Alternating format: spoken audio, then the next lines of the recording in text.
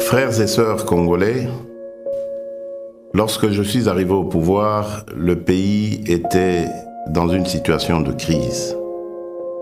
À la suite d'une longue période d'instabilité politique et d'incertitude, l'élection présidentielle qui a consacré notre victoire, votre victoire, continue de susciter beaucoup d'espoir partout dans notre pays et même au-delà de nos frontières. Le jour de mon investiture, je vous ai bien entendu me rappeler « Félix, Papa alobaki, le peuple d'abord ». Les défis de notre pays sont immenses. Les problèmes sont multiples, mais il n'est pas impossible d'y remédier et de commencer ainsi à changer les choses, à changer notre mode de vie en société.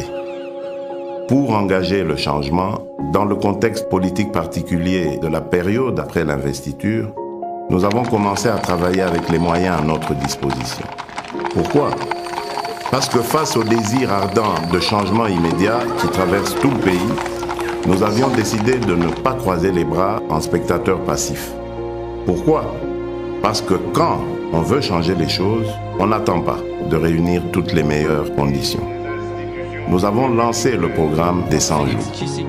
Ce programme ne va sûrement pas résoudre tous nos problèmes en quelques mois, mais il est un début de solution. Nous avons commencé à doter nos villes de certaines infrastructures routières et d'apporter les réponses dans la production agro-industrielle ainsi que dans le domaine de la santé et dans bien d'autres. Nous avons ouvert plusieurs chantiers un peu partout. Ces chantiers, une fois finalisés, vont soulager déjà quelques-uns de nos problèmes. Certains d'entre nous pourront ainsi rentrer plus tôt chez eux et sans subir le stress des embouteillages, ou voyager plus facilement d'une ville à une autre, ou évacuer plus rapidement leurs produits et les acheminer vers d'autres marchés pour les vendre plus vite. D'autres vont enfin avoir accès à l'éclairage public, à l'électricité, à l'eau dans leurs habitations.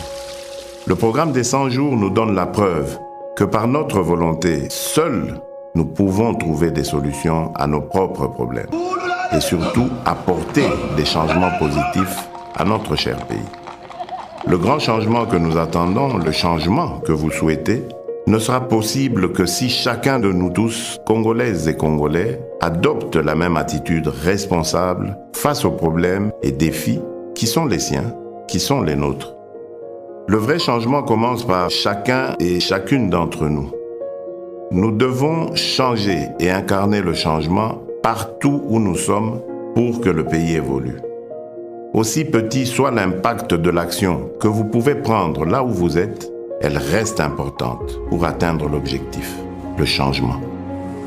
À ceux qui sont responsables de la gestion des affaires publiques, le premier signe visible du changement sera celui de votre comportement, de votre compétence dans la gestion de la mission qui vous est confiée par le peuple congolais. Nous sommes au service exclusif des Congolaises et des Congolais. Sachons désormais travailler pour le changement de notre pays. Mes chers compatriotes, chers frères et sœurs, je rêve d'un Congo meilleur. Nous avons le devoir de construire un Congo meilleur où tous les enfants, filles et garçons, ont droit à l'éducation, à la santé. Un Congo où aucun enfant ne dort dans la rue ni ne meurt de faim. Un Congo où toute personne orpheline, veuve, vulnérable ou vivant avec handicap est accompagnée par les institutions de l'État. Un Congo débarrassé de la haine et du tribalisme. Un Congo où nos femmes ne sont plus violées tous les jours. Un Congo où il n'y a plus de guerre. Un Congo où il n'y a pas une province contre une autre province. Un Congo où il n'y a pas ceux de là-bas et ceux d'ici.